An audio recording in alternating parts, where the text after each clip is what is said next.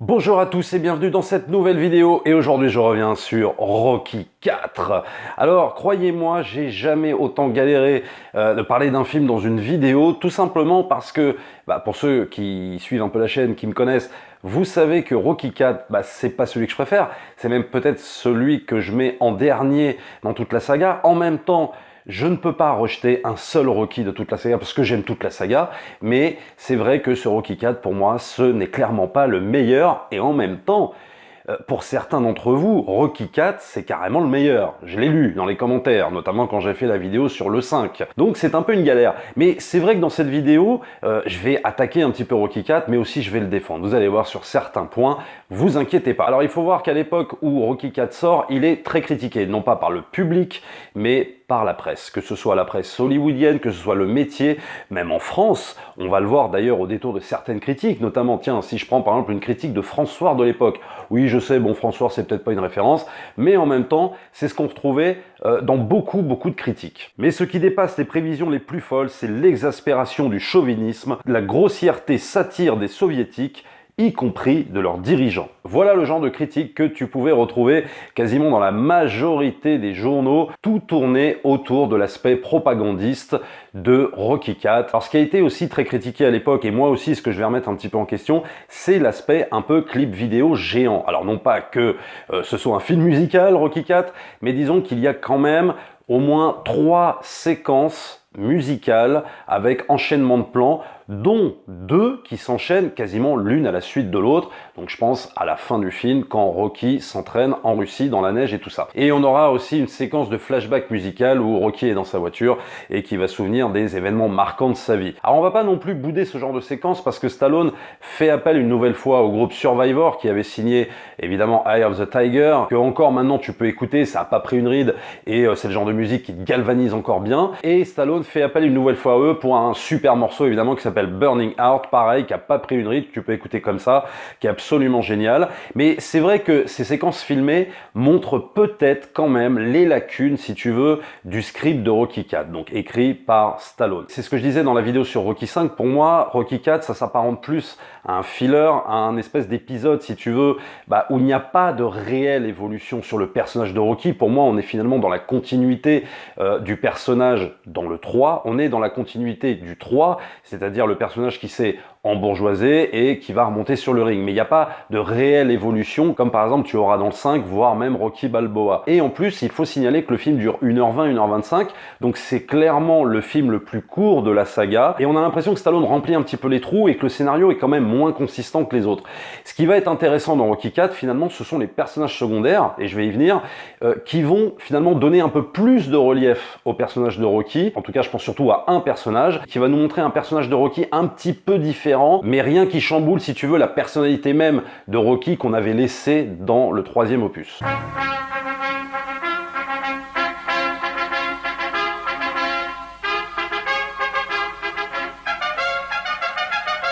Alors un truc que je regrette évidemment toujours dans ce Rocky IV, c'est l'absence de la musique de Bill Conti.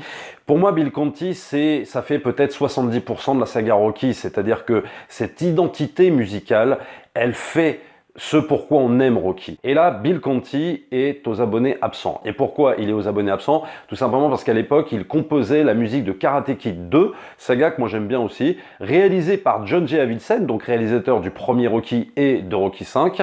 Et à l'époque, donc il était occupé sur cette BO, donc ce qui explique l'absence de Bill Conti. Donc il est remplacé par Vince Dicola. Alors Vince Dicola, je l'aime bien, je déteste pas la BO, mais on est très loin des sonorités évidemment de Bill Conti. L'avantage, si tu veux, d'un Vince Dicola avec sa musique très électronique, c'est qu'elle va mettre bien en avant, pour le coup, la caractérisation d'Ivan Drago, avec une musique électronique assez sombre comme ça, assez tapageuse, et qui va aider à la personnification d'Ivan Drago dans le rôle peut-être du plus gros adversaire qu'ait jamais rencontré Rocky Balboa. You can't win!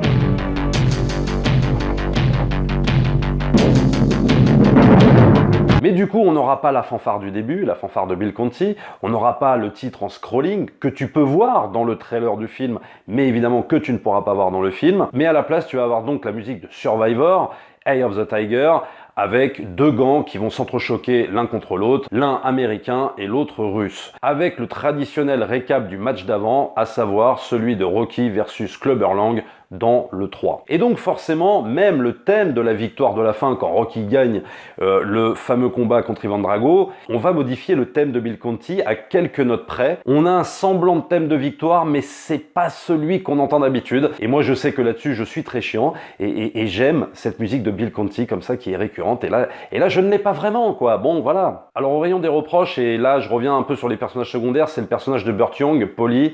Vraiment là je pense que Stallone ne savait plus quoi faire de Paulie. C'est-à-dire que peut-être qu'il voulait éviter la répétition du personnage alcoolique, du personnage antipathique, du personnage qui fait tout foirer, etc., qu'on retrouvera hein, évidemment dans le 5. Mais là, on a clairement un Paulie marrant, voilà, un sidekick rigolo, dont on se fout un peu de la gueule, avec l'histoire du robot et tout ça, que moi je trouve pas très pertinente. On n'a plus cette identité qu'on avait dans les 3 premiers opus par rapport au personnage de Paulie, et c'est vraiment dommage, parce que pour moi il fait partie vraiment de la saga. On va le retrouver un peu dans le 5, et surtout dans Rocky Balboa. Là, dans le 4, voilà quoi, qu'est-ce qu'on fait de Paulie? On en fait un personnage rigolo, un petit peu embarrassant quand même. Peut-être qu'il aurait mieux valu l'éjecter carrément de ce 4, ne pas le mettre dans le 4, mais en même temps c'est difficile aussi parce qu'il fait partie de cette saga, du cœur de Rocky. Mais j'ai jamais été convaincu par le traitement de Paulie dans Rocky 4. This is not just an exhibition fight. This is us against them. He would like to compete against anyone who is qualified. Alors, personnage intéressant qui revient évidemment dans le 4, c'est Apollo Creed, et qui va servir un peu pour moi de catalyseur de cette fameuse guerre froide entre les Américains et les Russes. Et si tu veux, on peut le voir dans toutes les scènes de pré-match d'exhibition où il va se fighter contre Ivan Drago.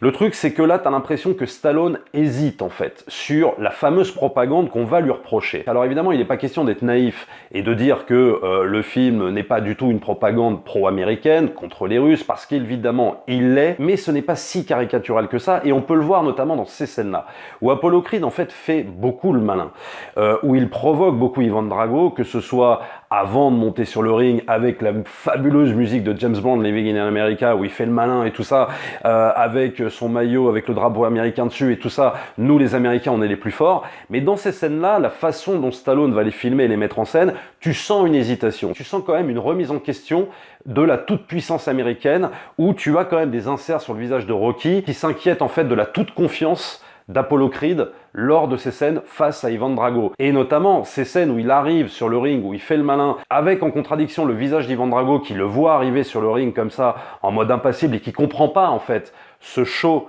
typiquement américain. C'est, je pense, aussi une volonté de la part de Stallone de montrer la différence d'arrogance, on va dire, entre les deux puissances, américaine et russe. Stallone te montre là la différence entre l'arrogance spectacle, entertainment, très américaine, et l'arrogance stoïque russe. Et même si tu sens que Stallone va aller dans un film à la gloire de l'Amérique, c'est évident, mais tu sens quand même qu'il y a beaucoup de moments d'hésitation en fait par rapport à ça, et bien évidemment ça va se terminer par le fameux discours de Rocky après le combat dantesque contre Ivan Drago, où il va dire « si moi je peux changer, tout le monde peut arriver à changer ». On est clairement dans un discours pacificateur, on est dans un discours de réconciliation entre les peuples. Stallone clairement fait un film, oui, à la gloire du Reaganisme, on est en plein dans les années Reagan, très clairement. On est aussi quand même à l'époque de la sortie de Rambo 2, où on en fout plein la gueule quand même sur les Russes, donc on est dans cette époque-là.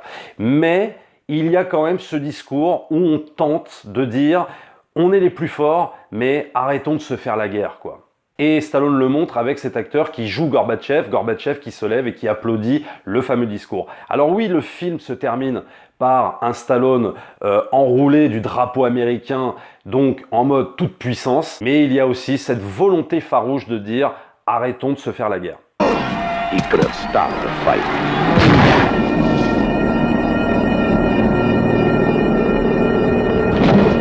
Alors il y a aussi dans les personnages secondaires, Adrian qui va pour moi apporter quelque chose en plus au personnage de Rocky dans ce 4e opus, parce que pour la première fois elle ne croit plus en lui.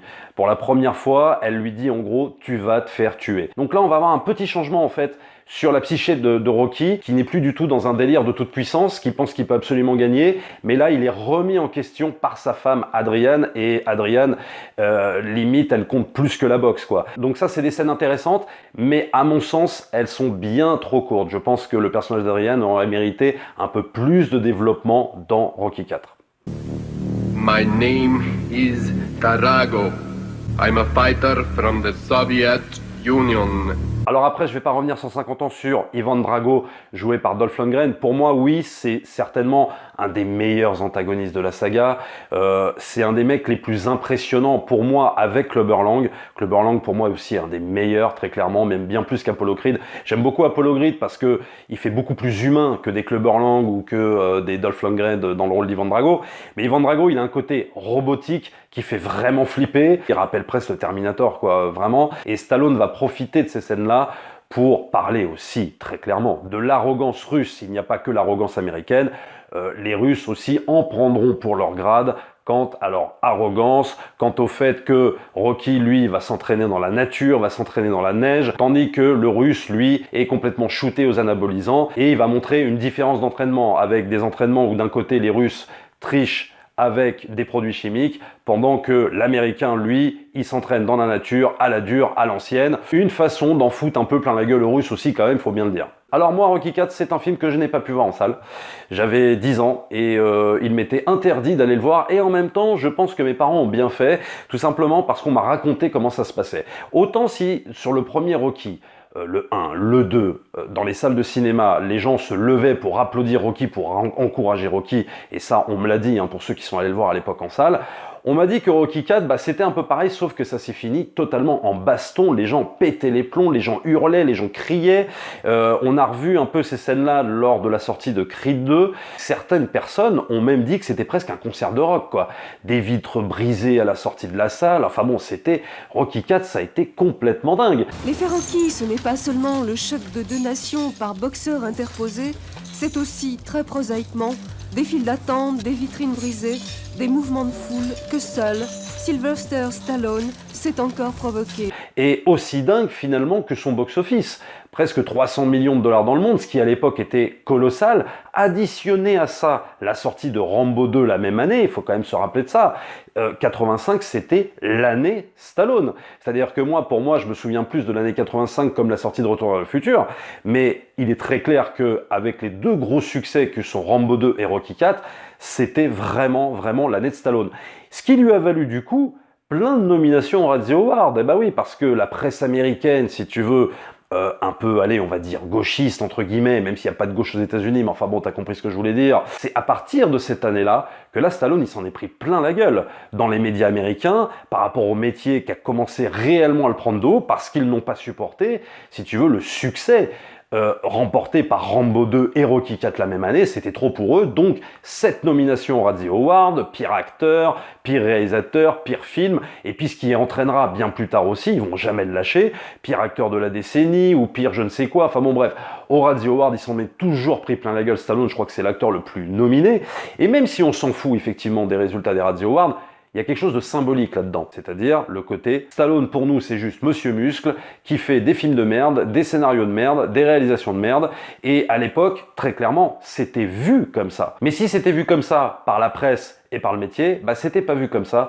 par les gens, par les spectateurs, puisque la même année, au People's Choice Award, Sylvester Stallone va gagner la statuette du meilleur acteur, je crois pour Rocky IV. And the People's Choice is Sylvester Stallone. Voilà en gros ce que je pouvais vous dire sur Rocky IV. C'est pas un opus que je déteste, c'est pas un film, je sais pas moi, que je vais rejeter par exemple comme un Cobra. À chaque fois que je reviens sur Cobra, je vais finir par en faire une vidéo, hein, parce que le truc c'est que Rocky IV, vraiment, je ne peux pas le détester. C'est un épisode que même je peux regarder comme ça des fois avec plaisir. Pas en mode plaisir coupable, mais en me disant que c'est vraiment celui que j'aime le moins. Il faut être conscient que maintenant, il y a beaucoup de gens qui adorent cet opus-là, qui le préfèrent peut-être pas au premier, il faut peut-être pas exagérer, mais il y en a qui considèrent vraiment que c'est un des meilleurs Rocky. Et d'ailleurs, Rocky IV est mieux classé par Stallone lui-même, où par exemple, il va totalement rejeter Rocky V, alors à moins qu'il soit revenu un petit peu sur ses propos récemment. J'ai l'impression que Rocky IV, c'est un film dont il est assez fier. Donc voilà. Abonnez-vous à la chaîne, likez, partagez comme d'habitude. Rendez-vous aussi sur le lien Utip pour soutenir la chaîne, c'est toujours très important. Et nous, on se retrouve très vite pour une prochaine vidéo. Ciao!